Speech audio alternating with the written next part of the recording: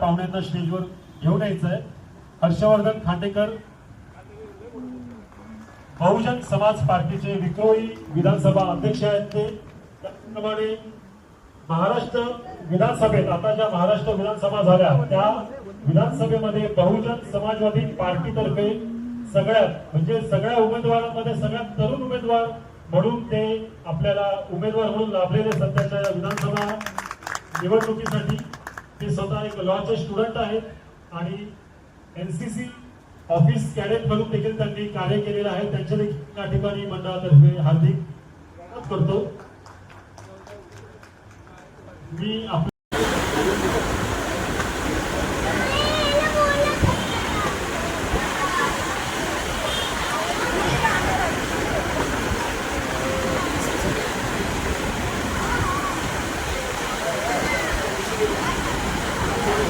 चला तर भिक्कवे चारिकम बहुजन हिताय बहुजन सुखाय या अखंड विश्वाला शांतीचा महामार्ग देणारे महाकारुणी तथागत गौतम बुद्ध या अखंड भारत देशाचे एकमेव सम्राट प्रियदर्शी सम्राट अशोक या महाराष्ट्रातील 6743 जातींना स्वराज्याच्या माळ्यामध्ये घुमफून स्वराज्याची स्थापना करणारे विश्ववंदे बहुजन प्रतिपादक छत्रपती शिवाजी महाराज आणि त्याच स्वराज्याचा वारसा 32 वर्ष तलवारीच्या आणि बुद्धीच्या जोरावर फैलवणारे छत्रपती संभाजी महाराज, स्त्री शिक्षणाचे जनक व शिक्षणाचे जनक महात्मा ज्योतिबा फुले, आरक्षणाचे जनक छत्रपती शाहूजी महाराज आणि तुमच्या आमचे सर्वांचे उद्धार करते ज्यांनी भारत देशाचं संविधान लिहिलं असेच आपले डॉक्टर बाबासाहेब आंबेडकर या सर्व महामानवांना त्रिवार अभिवादन करतो. सर्व संत गुरु सर्व महामातांना त्रिवार अभिवादन करून मी माझे शब्द चालू करतो. के फंस जाएगा इंसान और भी ढोंग नचाएगा, के फंस जाएगा इंसान और भी ढोंग नचाएगा, गैर बात को लेकर ही तो अपना शोर मचाएगा, कोई ईश्वर या भगवान अभी ना काम आएगा, एक ही बाबा साहब का संविधान ही पूरे भारत को बचाएगा. डॉक्टर बाबासाहेब आंबेडकरांनी सांगितले, तुम्हाला मिशन सांगतो, जास्त वेळ घेणार नाही. जे काही बोलेल कमी वेळामध्ये माझे शब्द जेवढे माझा अभ्यास माझा स्टडी जेवढा मी तुमच्या समोर मांडणार आहे तेवढा तुम्ही फक्त शांत मनाने शांत चित्ताने ऐका. कारण की ही गोष्ट एवढी इम्पॉर्टंट आहे की आजपर्यंत आपल्या सर्वांनी मुवमेंट सांगितला. आमचे मी माझे विचार तुमच्यापुढे मांडतो. शिका, संघटित व्हा आणि संघर्ष करा. हे तर आपल्या सर्वांना माहितीच आहे. शिका, संघटित व्हा, संघर्ष करा हे आपल्या सर्वांनाच माहिती आहे. पण आज आपण शिकलो, संघटित झालो, तरुण मित्र मंडळ आपलं एवढं मोठं मंडळ आहे, आपण सगळे संघर्ष करत करत एकत्र पण झालो. पण आता काय, त्याच्या पुढे काय, कशासाठी संघर्ष करायचा आहे? राजकीय सत्ता ही सर्व समस्यांची गुरुकिल्ली आहे. आपल्या सर्व समस्यांची गुरुकिल्ली. तुम्हाला फक्त 5 वर्षातून एकदा त्या मतदानाचा योग्य असा वापर करा. तुमच्या सर्व समस्यांची गुरुकिल्ली देते. बाबासाहेबांनी सांगितलं, जा आपल्या घराच्या भिंतीवर लिहून ठेवा, तुम्हाला या देशाची शासनकर्ती जमात बनायची. आपण शासनकर्ती जमात आजपर्यंत बनलेलो नाहीये, त्यामुळे आपल्या एवढ्या सगळ्या समस्या चालू आहेत. मला सांगा, इतर समाजाच्या मुली जेव्हा रस्त्याने जातात त्यांच्यावर कुणी वाईट नजरेने बघायची हिंमत नाही करत, कला मारायची हिंमत नाही करत. पण आज सर्वात जास्त अत्याचार, उत्पीडन हे सगळ्या फक्त बहुजन समाजाच्या मुलींवरच का होतं? कारण की आज आपली राजकीय सत्ता नाही. आज आपल्याला आरक्षणावरून टोमणे मारतात. मी तुम्हाला सांगतो की आपल्या विक्रोळीमध्ये एक खूप मोठी अशी घटना झालेली. आपल्या विक्रोळीमध्ये अशी खूप मोठी अशी घटना झालेली. त्या घटनेमध्ये मी स्वतः विक्टीम झालेलो. पण त्या विक्टीम झाल्यामुळे माझं एक एवढं मोठं की ज्या वेळेस आपण चांगले कपडे घालतो, मी एकच उपक्रम राबवलेला. माझ्या एरियामध्ये जेवढी मुलं आहेत, जे 10th ला आहेत, 9th ला आहेत, 6th स्टँडर्डचे, त्या मुलांना एक वेल एज्युकेशन देणं आणि त्यांना मुख्य प्रवाहात आणणं, एवढंच मी माझी मुवमेंट राबवतो. त्या मुवमेंटला पण आज ती मुलं स्कूल कॉलेजमध्ये टॉप करतात, त्यांना काय वाट नाही. पण त्या केसेसमुळे आज माझं एक स्वप्न होतं की मी इंडियन आर्मीमध्ये जावं. माझं लहानपणापासून ड्रीम. मी SSB इंटरव्ह्यू मॅम क्रॅक केला होता. माझं SSBची एक्झाम क्रॅक केली होती. माझ्या SSBचा इंटरव्ह्यूचा बेंगळुरूला कोणत्याची तारीख नेमकी ती 6 जून 2023 पडली. मला जाता नाही.